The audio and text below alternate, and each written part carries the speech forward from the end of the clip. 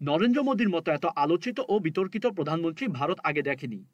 তার মতো এমন নির্বাচনী সাফল্য নেই আর কারো। রাজ্য এবং কেন্দ্রে এমন দাপটের সঙ্গে টানা রাজত্ব কেউ করেননি আগে।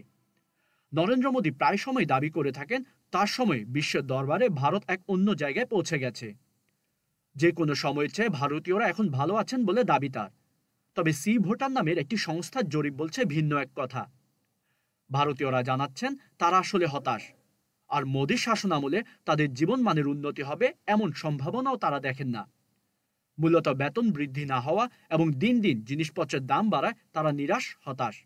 আর এই হতাশ মানুষের সংখ্যা দিন দিন বাড়ছে। সি ভোটার জানিয়েছে তারা বিভিন্ন রাজ্যের ৫,২৬৯ জন প্রাপ্তবয়স্ক মানুষের উপর এই বাজেট পূর্ব জরিপ চালিয়েছে।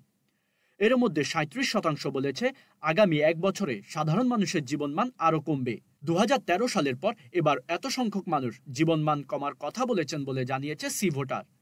মোদী ২০১৪ সাল থেকে দেশটির প্রধানমন্ত্রীর দায়িত্ব পালন করছেন।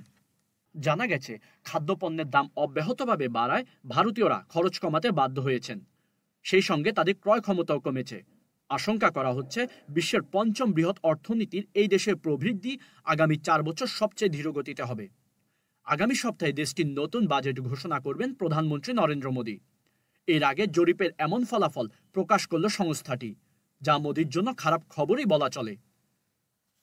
এবারের বাজেটে অর্থনৈতিক প্রবৃদ্ধি বাড়ানোর বিভিন্ন উদ্যোগ, মানুষের জীবনমান বৃদ্ধি করবে এমন জায়গায় বিনিয়োগ করা সহ বিভিন্ন ঘোষণা দিতে পারেন মোদী।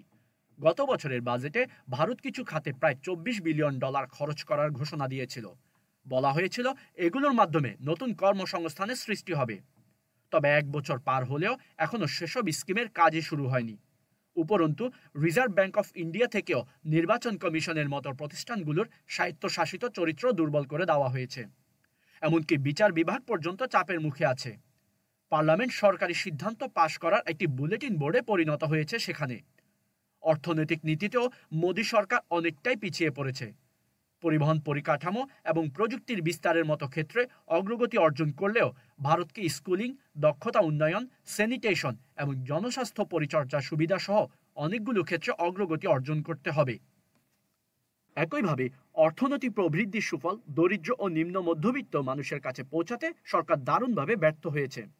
বেকারত্ব রেকর্ড উচ্চতায় ঠেকেছে এবং নারী শ্রমশক্তি অংশগ্রহণ হ্রাস পাচ্ছে দেশটিতে।